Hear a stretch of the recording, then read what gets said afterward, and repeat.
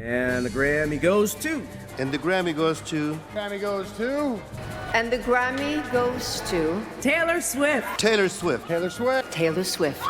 You did it, Taylor Swift. You've managed to not only become the most decorated female artist in history, but have also become a billionaire in the process. You found a way to have your fans eat up whatever you put out, regardless of the price or quality. You've gained as much fame as the man who said Billie Jean was not his lover, but along the way, you've also become the Queen of Capitalism. Taylor Swift's musical resume truly speaks for itself, yet I feel as if not enough light has been shown on her business side of things. In order to become a billionaire, Taylor had to find crafty ways to maximize the profits made from her music. She had to find ways to squeeze as much money as she could from her loyal fan base, the Swifties. From leaning heavily into FOMO tactics to blocking other artists from hitting #1, here's how Taylor Swift became the Queen of Capitalism.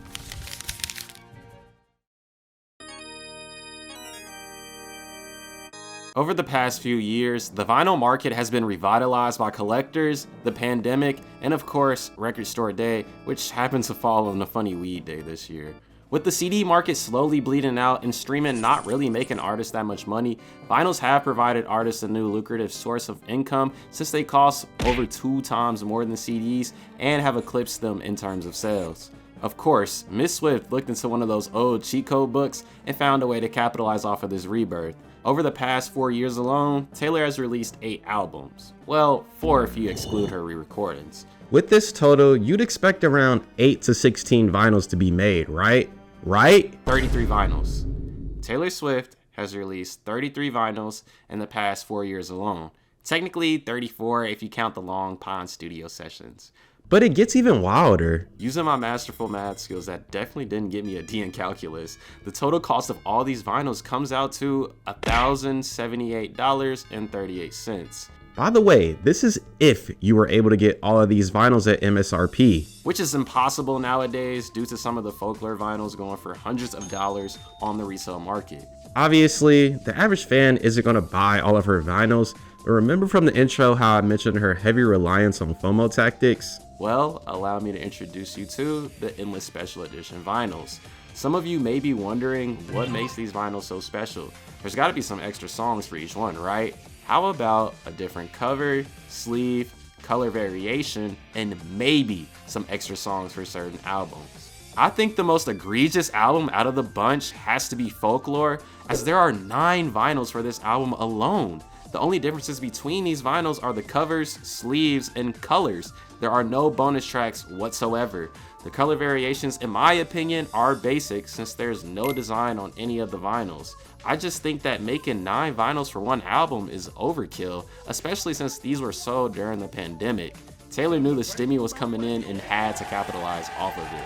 Now, one thing I'll give Taylor credit for is the price of these vinyls individually, as they only sold for $26 a piece. This is actually a little cheaper than the average 2LP vinyl, since they usually sell for $30 or more.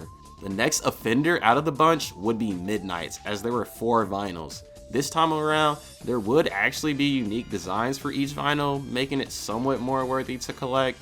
She also gave collectors another amazing incentive for collecting all 4 vinyls. If you collect all 4 Midnight's vinyls, you get a picture of a f***ing clock. I kid you not, if you spend over $120, you literally just get a clock and some unique pictures of her. Once again, none of these versions come with bonus tracks. It's just gotten to the point where you gotta sit down and wonder if she's become greedy. Other popular artists like Billie Eilish have spoken out against these practices. In an interview with Billboard back in March where they talked about environmental sustainability, Billie revealed her distaste for these practices, saying, "There's some of the biggest artists in the world making freaking 40 different vinyl packages that have a different unique thing just to get you to keep buying more. It's so wasteful, and it's irritating to me that we're still at a point where you care that much about your numbers and you care that much about making money, and it's all your favorite artists doing that shit." While she would later state that these claims weren't singling anyone out and were rather about the industry as a whole, I feel like it's pretty clear who she was talking about. Now some of you will just say that Billy's jealous of Taylor's success from these practices. But for her last album, Happier Than Ever, Billie herself used 100% recycled black vinyl, recycled scraps for the color variants, and shrink wrap made from sugarcane. Her most recent album, Hit Me Hard and Soft, also debuted at number 2, right behind someone named Taylor Swift. I wonder who that is. Is Taylor the only artist that makes special edition vinyls or vinyls with different colorways? Hell no. But with how much music she's released in the last 4 years, she's milked nearly every one of these albums dry, with at least 2 to 3 vinyls for each album.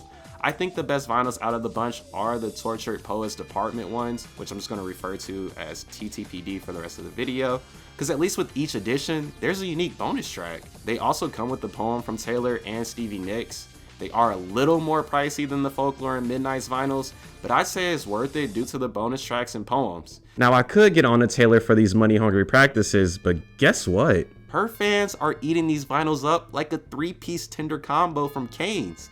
In 2023 alone, Taylor sold an astounding 3.484 million vinyls, making up 7% of the market's total. This means that she accounted for 1 out of every 15 vinyls sold. What's crazy is that Lana Del Rey was in second with only 646,000 vinyls sold. So the more that her fans keep buying all of the vinyls to prove their loyalty to the queen, the more vinyls she's gonna make. I'm not saying that you shouldn't buy any of her vinyls, cause that would be 100% unreasonable of me to do so. I've even debated buying a Folklore vinyl myself, so I can't blame any of her fans for buying a vinyl here and there. I will give Taylor her flowers though for keeping the vinyl market alive, but I do wish she would make her vinyls more desirable instead of some different colorways or a $120 clock. Within the past year, Taylor has received a good amount of flack after it was revealed that she uses her private jet to travel quite literally everywhere. This has led to her having a massive carbon footprint. If you don't know what a carbon footprint is, and I wouldn't blame you, it's basically the total amount of greenhouse gases produced from our actions. There was even news circulating around that she used one of her private jets for a 13-minute flight, but she sold that jet like a day or so before said flight, so that wasn't her. However, that doesn't absolve her of the 8,300 metric tons of greenhouse gases used from her 2022 flight emissions or her alleged 138 tons of CO2 emissions in just 3 months towards the end of 2023. In 2022, a UK-based agency, Yard, used public data to create a list of the top greenhouse gas emitting celebrities, with Taylor topping the list. In their report of her emissions, they wrote, Taylor Swift might be today's pop princess, but Yard's research found that Miss Swift is the biggest celebrity CO2 emissions polluter of this year so far. Racking up a total of 170 flights since January, Taylor's jet has amassed a vast 22,923 minutes in the air, which equates to 15.9 days. Quite a large amount considering that she is not currently touring. I guess you could say that Taylor flew to the top of the charts. What's shocking about this is that Taylor is ahead of second place, Floyd Mayweather, by over 1,200 metric tons. The most ironic thing about this whole situation is that Taylor said young people are the ones feeling the worst effects of climate change and referred to climate change as a horrific situation in an interview with Variety. My sister in Christ, you are quite literally a part of the problem. I'm not saying that she's the climate destroyer or anything like that, but she is actively contributing to the decline of our climate. Now, she has made efforts to offset her carbon footprint by buying double the carbon credits she needed for the Eras Tour and to see her boyfriend in possibly the greatest tight end in history, Travis Kelce. I want to personally thank Kelce and Patrick Mahomes for ruining my life as a 49ers fan, and not just 1 Super Bowl, but 2. Yet there have been studies showing that carbon offsets may not capture or reduce real emissions. In a New York Times article titled, "We Wish Buying Carbon Offsets for Your Flight Helped, It Doesn't," author Kit Dillon shared his research of air travel carbon offsets, revealing that most carbon offsets don't capture or reduce real emissions. He added on to this by stating that they actually have a dismal record when it comes to averting future emissions. Perhaps the craziest fiasco that came from all of this drama was Taylor's legal team threatening to sue a Central Florida student named Jack Sweeney for posting her public flight logs on Twitter where they would amass millions of views. The reason for this threat stems from the safety risk these logs could pose towards Taylor and her family. Her legal team believed that Sweeney's posts were helping her stalkers and claimed that she and her family have suffered direct and irreparable harm, as well as emotional and physical distress. A spokesperson of hers also revealed that she isn't the only one who uses the jet. I do find it a little hard to believe that she isn't using her own jet for at least half or so of its total flight time though. In defense of Sweeney, he did post these logs 24 hours after the flights took place, meaning that people wouldn't have her immediate location. He also may have had good intentions from what we know, since he's done this for other celebrities in order to raise awareness around their excessive carbon emissions. However, Taylor's legal team does have the right to be concerned about her safety, since there are definitely some psychos out there who would stalk her, or worse, given the opportunity. I believe nothing else has come of the situation since Sweeney's Twitter tracking her logs hasn't posted since the lawsuit threat. I do find it weird and dangerous that some people have even tried to vandalize her jet, since it crosses the lines of privacy and safety concerns and it damages her property. But if you're enjoying this video about the Queen of Capitalism, it would mean a lot to me if you like the video and subscribe to help me fly to the top of YouTube.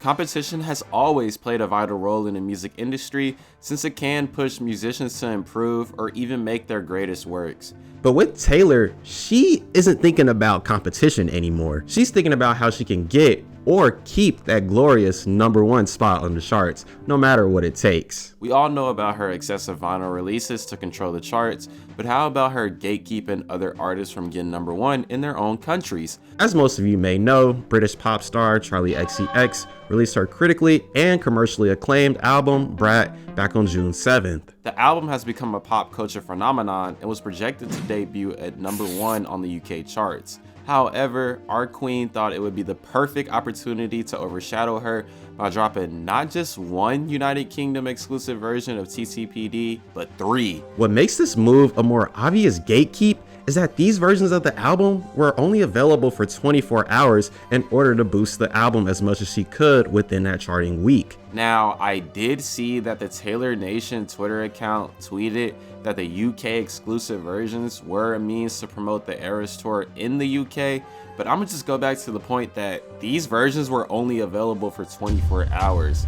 If it was a means to promote the tour, how come they weren't available until Taylor left the UK? Keep in mind that she also did the same thing to Billie Eilish when she released Hit Me Hard and Soft back in May, but this time, the 3 albums she released then were only available for 6 hours. Maybe Taylor saw Billie's vinyl comments from March, but there's no way I can confirm that. Once again, she's using FOMO tactics to influence her fans to keep buying the same album with one bonus track, some live recordings, and some acoustic versions of songs. I do find it pretty funny that Charli and Billie would come together for the song Guess in early August. I'm not trying to make this a beef between them, but the timing is worth mentioning for sure. While some people may view this as Taylor's form of competition, I feel like these were targeted attempts to keep these two from the top of the charts. There's a clear pattern here that can't be overlooked in this argument. Despite all of my critiques in this video, I think it would be unfair to make an argumentative essay about Taylor Swift without providing somewhat of a counter argument. Donations.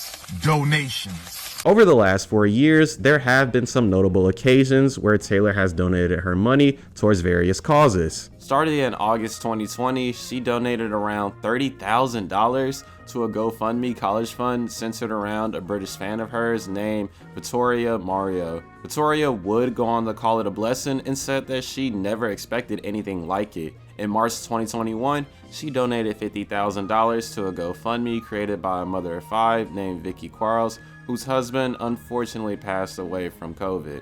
In December 2022, she supported a pet rescue foundation created by animal advocate Beth Stern named Beth's Furry Friends. Following the donation, Beth posted a picture of a cat who was sadly abused, stating that Taylor sent her a sizable donation so she could save more lives. The foundation even named the cat Angel Taylor in honor of her. During the first run of the Eras Tour, she awarded her truck drivers $100,000 bonuses following its mega success. With around 50 drivers on the tour, the total amount of bonuses comes out to around $5 million.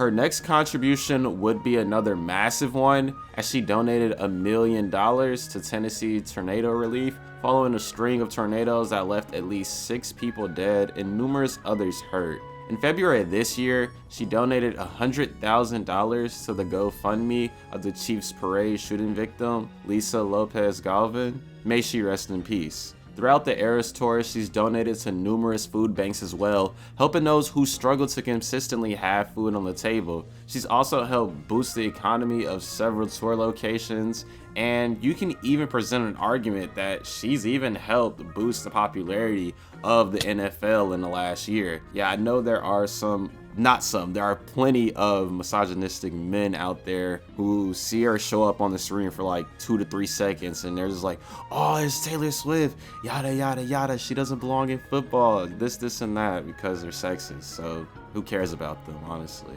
While all of these donations and contributions are nice and show off Taylor's more empathetic side, it's hard to deny her status as the Queen of Capitalism due to her money-hungry tendencies. I wanted to make this video in order to start a valuable discussion around Taylor's business practices instead of just making this a hate piece. I want to clarify that I don't hate Taylor Swift whatsoever. I mean, I even made a 50-minute review of Folklore, which is a terrible video now in hindsight. For the last 20 years or so, she's worked her ass off to get to the top. She's made some classics here and there and is one of the most popular artists in the world for a reason. Her music is very digestible to casual music listeners, and she knows how to perfectly appeal to her audience. It's easy to say that the Queen of Capitalism will never go out of style. I just think that with all the money she has, she needs to just take a step back in terms of some of her egregious practices. At the end of the day though, this is my opinion, so obviously I'm not going to tell you all to agree with me. I encourage you all, regardless of your opinion, to leave a comment below explaining your stance on the points I made in this video, and feel free to correct me if I messed up anything. Since I didn't cover the Eras Tour and other things in this video, I will make a part 2 if you guys are interested, so drop a like and comment that you want a part 2. If you enjoyed this video, you may enjoy this one about how the up-and-coming artist Chaperone became the Midwest Princess.